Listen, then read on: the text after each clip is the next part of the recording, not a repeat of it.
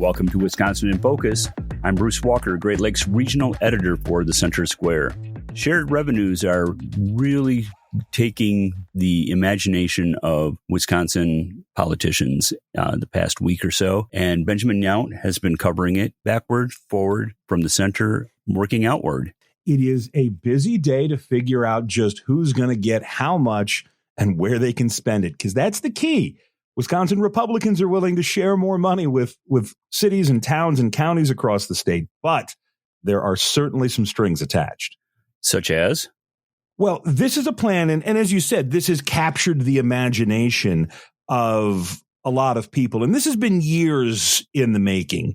That, in every state, there is that balance between how much state money local leaders want. And it's local schools, it's counties, it's big cities, it's small communities, it's rural highway districts. Everybody looks to the state, no matter what state you're in, with the idea that there is this bag of money sitting at the Capitol and I need more. Well, what do you need it for? I don't know. I just need more. And shared revenue has really taken on an importance because Milwaukee and Milwaukee County are facing fiscal cliffs. Long story short, Milwaukee did not charge the people in its pension system for their pension benefits for years. The taxpayer covered that. And as those costs started to balloon, as they do in almost every state, Milwaukee lost the ability to cover those costs out of pocket. Flash forward, Milwaukee is looking in its to-be-written budget at a $156 million gap because it doesn't have the money to pay its pension spike. Milwaukee, in response, earlier this week said, well, if we don't get more money from the state, maybe we'll close an entire police district. This is something that is unacceptable to the people who live in that police district and many Milwaukee leaders, but it shows the extent to which the city of Milwaukee, and you can make similar comparisons to Milwaukee County or other communities across the state, it shows just how far they're willing to go to try and get more money out of the state capitol. We got on Thursday morning a quick look at the latest shared revenue plan from Assembly Republicans. And this would dedicate $227 million, that's 20% of the state's sales tax, towards shared revenue. There'd also be a $300 million innovation fund that's designed to get communities to share things like police service or fire service, maybe 911 dispatch, other things that communities could maybe pool together, lower their costs. The state would help subsidize it. But it's important to remember that this is just the Assembly Republican plan. We don't know what the Senate Republicans or any of the Democrats or Governor Evers is willing to accept. But as I said, this plan to massively increase shared revenue, pump, $500 million into it, comes with some very, very, very specific strings. Well, all of this imagination is making my head spin. So elaborate a little bit more on what the public safety earmarks will be for. And that's exactly it. It's public safety.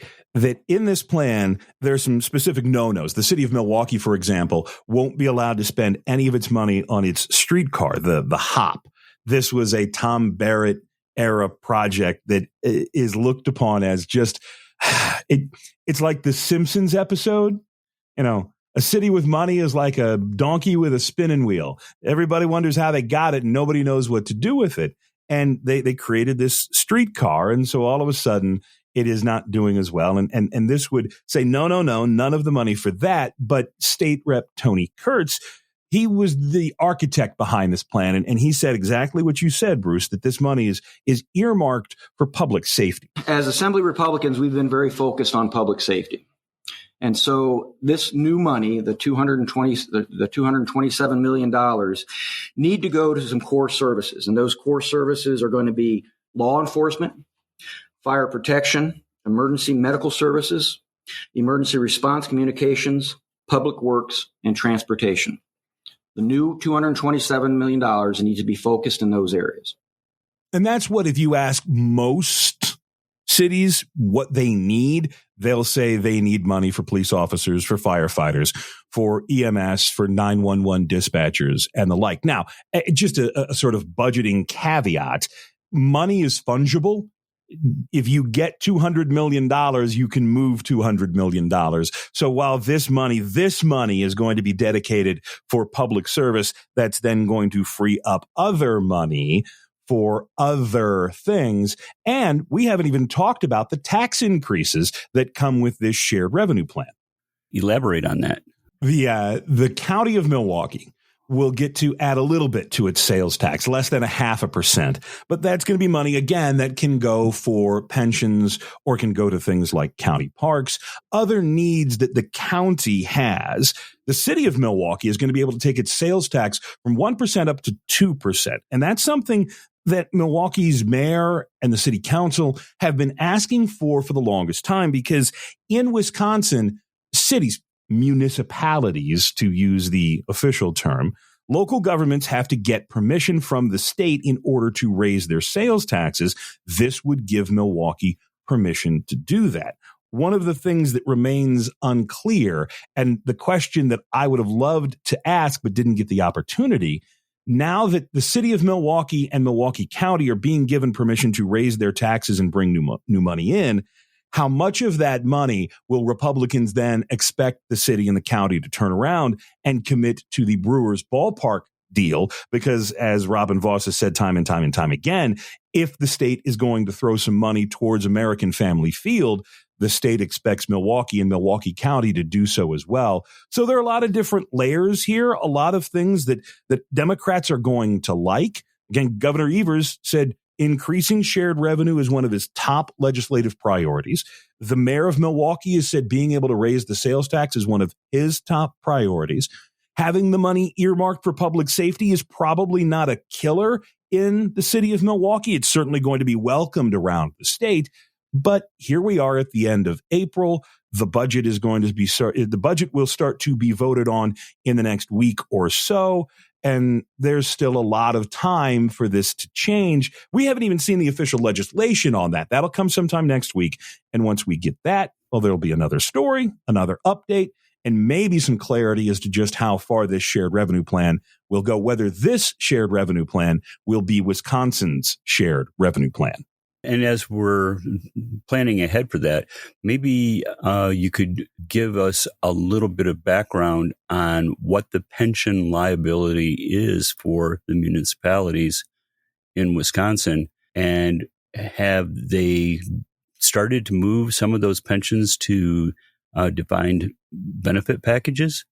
There is no pension reform in Wisconsin. There is no defined contribution plan. There are varying degrees of pension liability. Wisconsin is lucky that it is not Illinois. It is not Kentucky. It is not New Jersey. While the city of Milwaukee has a pension problem, a ticking time bomb, the state's retirement system is largely fully funded. I believe they borrowed years ago, paid down the liability to a manageable payment, and now it is not something that is breaking the bank like you see in Illinois, where 20% of the state budget is dedicated to pension payments. Wisconsin overall does not have as big a pension problem. The city of Milwaukee does. And we ran a story, a couple of weeks ago, where one of Milwaukee's lawmakers, as we were talking about a pension buy-in for local jail guards, one of Milwaukee's lawmakers said, hey, look, if you want to take all of our pension debt on, we'll gladly give it to you. But that comes with a set of reforms, and that's a whole other story. But Wisconsin itself does not have a terrible pension liability. Milwaukee does, but with an increase to the sales tax and some more money in shared revenue, the city of Milwaukee should be able to manage that without having to close an entire police district or every library branch in the city. Listeners can keep up with this story and more at thecentersquare.com. I'm Bruce Walker, Great Lakes Regional Editor for The Center Square. Please subscribe, and thank you for listening.